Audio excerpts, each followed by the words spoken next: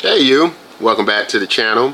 And guys, today we want to tackle the 800-pound gorilla in the room. Where does the money on Steemit come from?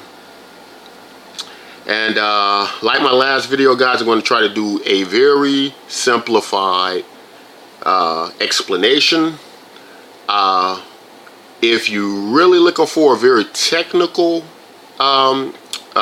explanation, I recommend the Steemit white paper. I will have a link in the description of the video. I haven't finished reading it, but it's very interesting, and I will complete it, but I think I pretty much got the gist of it. And so I want to try to put it in very simplified terms where the money comes from in Steemit, or how you could think about it. Alright,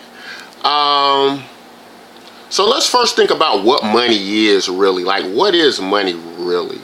I mean, usually you exchange your money for something that you find of value, right? Like, if something's valuable to you, you're willing to give something over that's important to you, that's valuable to you, over to it in exchange, right? If you had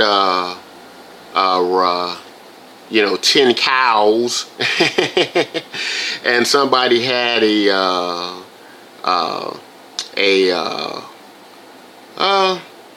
don't know, a moped or something, and you said, well, here's 10 cows for a motorcycle or a moped or whatever.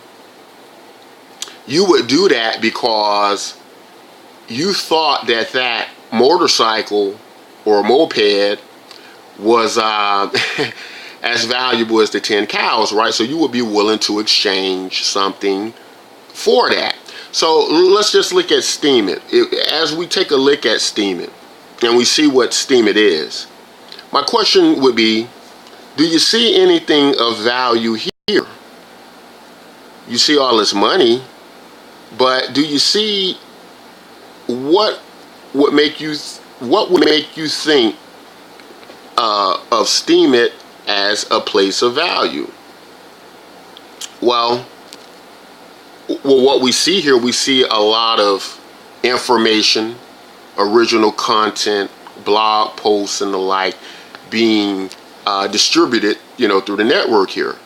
And so if you can answer that question and make a determination as to whether this exchange of information and original content is valuable, then I think you pretty much, that has answered the question of where the money in Steemit comes from. And that's a very simple way of looking at it. that original content and information is valuable to someone, and it is, right? We read the blog posts and we get helpful information, helpful tips. Why wouldn't that be valuable? To say that Steemit wouldn't be valuable would be sort of like saying Reddit's not valuable or Facebook's not valuable. And the more users that Steemit gets, like they've already reached over 200,000 people, 200,000 accounts with people exchanging information. Obviously then that value would be more, because you would have more content, a larger source of information, just like how YouTube works when they publish millions of videos and things like that, right? So if you look at money, or you say that money is an exchange of valuable things, products and services, then why would you think of Steemit any different, right? I think the problem is when a lot of people say, where does the money come from for them to pay, for the network to pay for what we got here. I think it's more saying that, where does the money come from to liquidate steam it into another currency. You know, right? Like if you want to liquidate Steemit into American dollars, or or whatever, you would have to have someone there to exchange those dollars someplace else, for that. And you would need those people available through some type of system in order to do that. That's just like if I wanted to go to a foreign country, and let's say I want to go to Mexico. Mexico has something there I'm interested in. So what I would do is I would change over my American dollars to Mexican pesos and things like that. All right. And I would do that because it's something in Mexico I find valuable, to where I want to change over my money in order so I can have the Mexican experience. All right. We can also look at it like Steemit being a company, a corporation that issues stock. You would buy stock in a particular company or business because you found value in that business, which means whatever they're doing, whatever their main product is, or whatever they're selling, you would believe that is of value to someone. So you would invest in it because, again, where there's value, there's what? Where there's value, there's going to be money creation, right? Because at some point, somebody's going to want to exchange something they find valuable for whatever you're doing. And we see it here, they're voting on people, and the money's going up, and they're voting on blog posts, and as we vote, that's generating money. You're exchanging, you're saying that my contribution, just think of it, we're monetizing what we're doing here on the site. My contribution to this blog post is I'm getting to read it, right? I'm getting to learn from it. So I'm going to, in a sense, trade my vote for your blog post. You're putting up the blog post because I'm giving over my exchange of my value, my product, my contribution. I'm giving it over to you in exchange for you putting up that blog post, right? Just like in a normal monetary system where I'm trading the cows for the moped or whatever. In the company situation, now we can also think of it this way.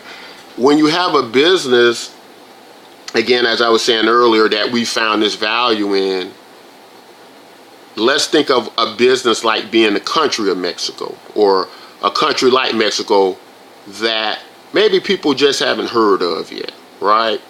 But you've already been to the country, and it has waterfalls, it's beautiful, it has beautiful scenery. Not a lot of people know about Mexico, know about this country, but you know that once people do know about this beautiful island, that doesn't even have, or they have money, but because it's not really known, and their currencies, people's not putting money in their currency yet, they're not traveling to this particular country yet.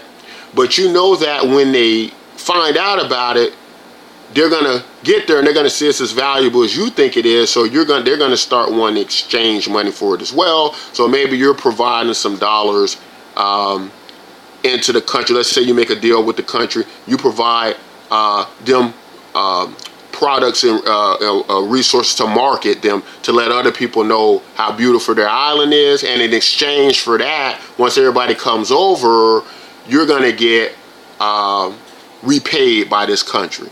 Okay, maybe not the best example, but I think you're kind of getting it a little bit, maybe. Okay, the important thing is money comes from where we find something valuable, right? Now, some people say, oh, well, they're just voting up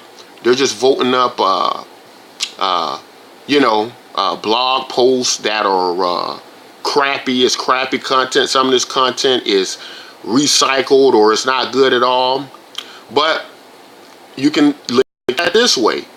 Do you like Justin Bieber music? Do you like to watch the Kardashians? You may say no, but the fact of the matter is somebody's still giving over a lot of their time, a valuable resource, to watch the Kardashians. People are still buying Justin Bieber music. So it really doesn't matter if you think that people are upvoting certain people in the community and it's crappy to you. The fact remains that they're giving over their time and their value and their resources to do it. And that makes these posts valuable. Just like it makes Justin Bieber music valuable, or it makes the Kim Kardashian TV show valuable, right? Maybe? Is that making a little bit more sense? So when a company starts off, a lot of time it has what's called seed capital, right? That's for it to have enough money to order all its employees, or I'm sorry, hire all its employees, pay all its employees, because maybe in the first few years, that company, that corporation, or that business may not be in profits, right? They might be debt heavy in the beginning, right?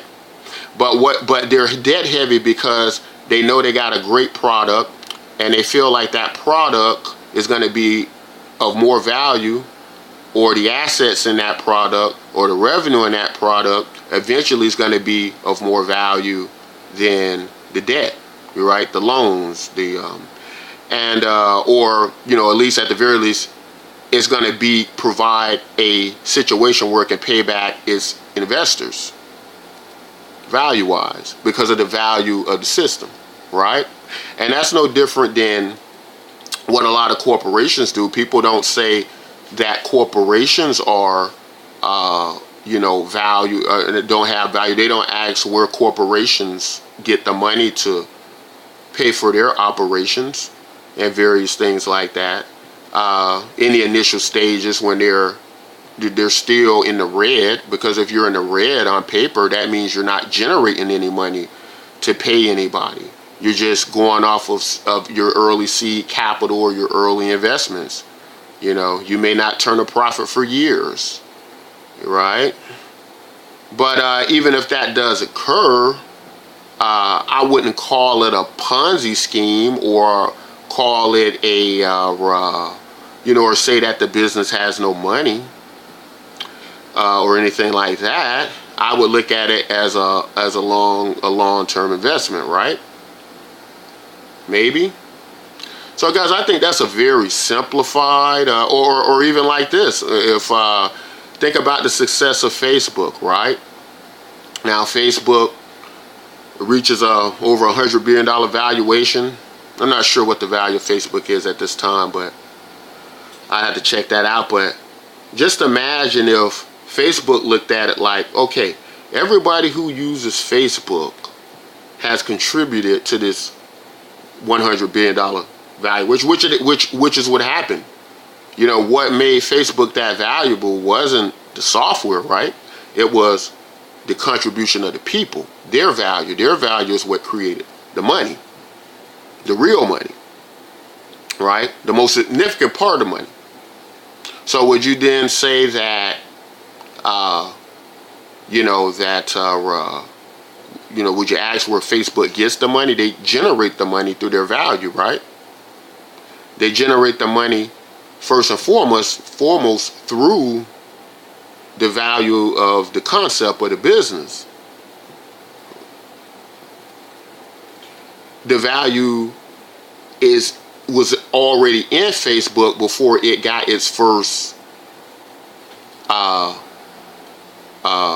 money handed over to it, right? Because had it not been, then no one would have handed over any money to Facebook when it was first created. Does that make sense? So guys, I think that's a very simplified explanation. For new people coming in. Later I might do some videos on proof of stake and proof of work.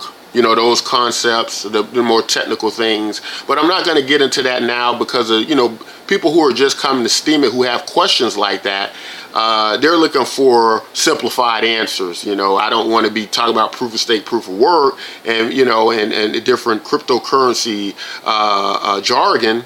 And, you know, people are just trying to understand, you know, basic concepts like, you know, how I'm getting paid on this social media site and this Bitcoin-like site.